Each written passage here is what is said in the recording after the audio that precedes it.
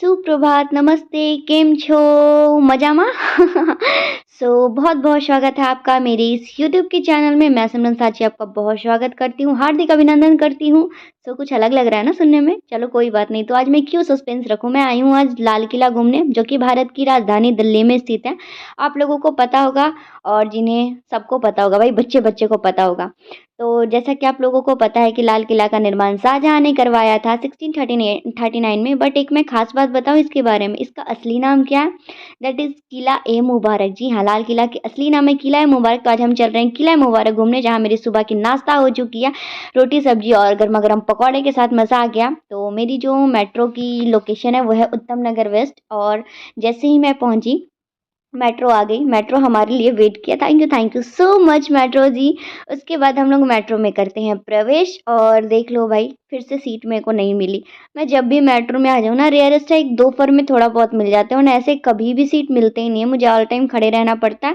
But अभी मेरी भाग्य अच्छी थी, बहुत अच्छी थी, और मैं बैठ गई, और मैं बैठ कर मेट्रो के अंदर से वीडियो शूट कर रही हूँ। मुझे मेट्रो की वीडियो बनाना काफ़ी पसंद है। मैंने एक शॉर्ट्स में भी इसका बना के डाला है अपने इंस्टाग्राम पे।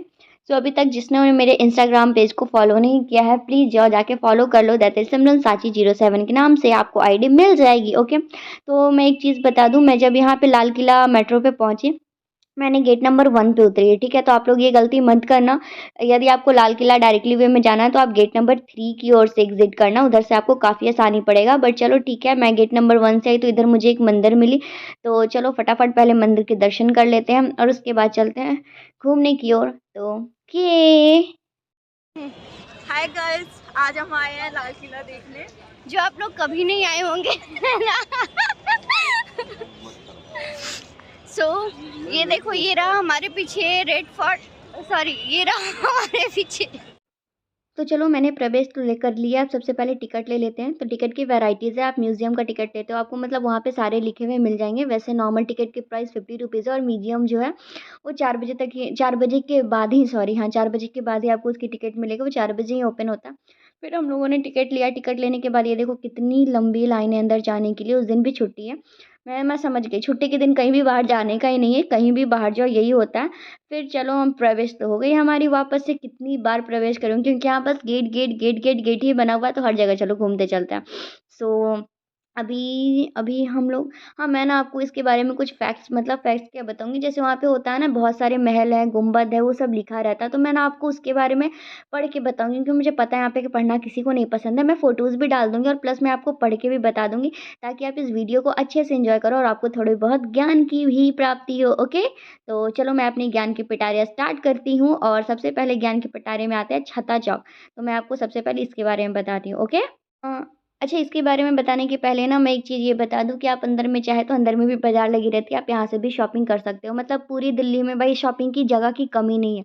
आप कहीं भी शॉपिंग कर सकते हो, हर जगह बाज़ार लगी रहती है, ठीक है? तो चलो अब हम लोग स्टार्ट करते हैं छत्ता चौक की ओर से। तो जो छत्ता चौक का तात्पर्य ढके हुए, जो देखो मैं वही पढ़ के आपको बताऊँगी जो उसमें एग्ज़ैक्ट लिखा हुआ है, ठीक है? तो ये मेरी कोई अपनी भाषा नहीं है, मैं बस उसे पढ़ रही हूँ, ठीक है? तो आप लोग समझ लेना। छत्ता चौक का तात्पर्य ढके हुए बाज़ार से है।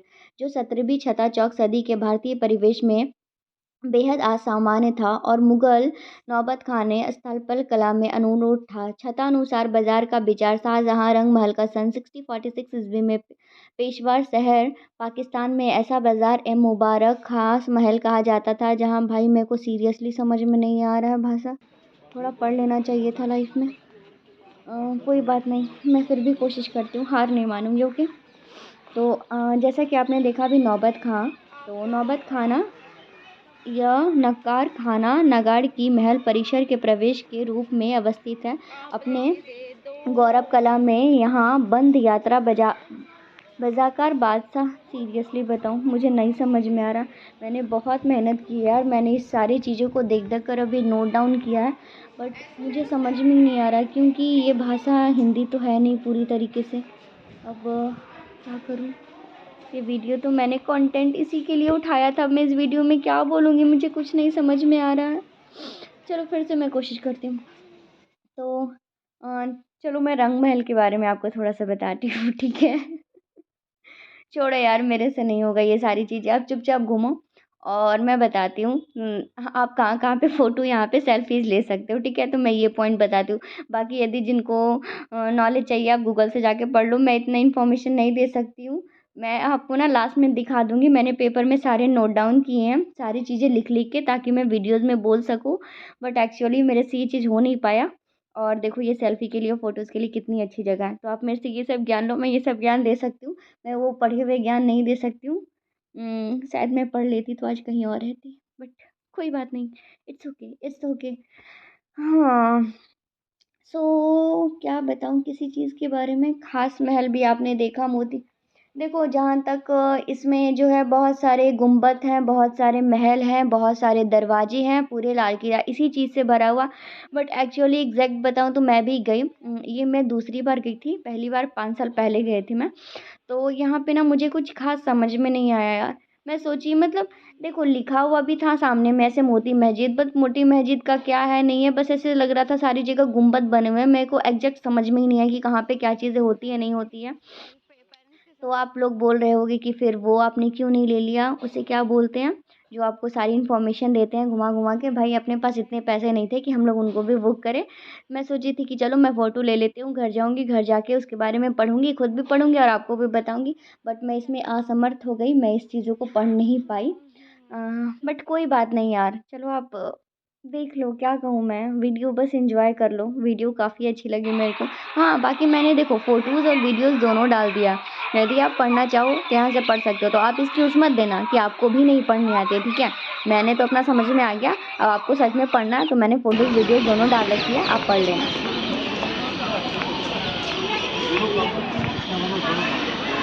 और बस यही व्यूज़ चाहिए मुझे, सिर्फ़ यही व्यूज़, इसे देखकर जो सुकून मिला है दिल को, हाय मेरा दिल मज़ा आ गया।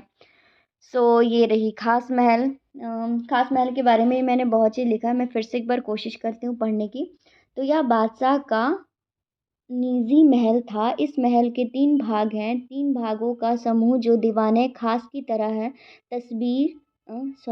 तस्बीहा खाना प्रार्थना कक्ष के रूप में जाना जाता है। इसका प्रयोग बादशाह निजी इबादत के लिए किया करते थे।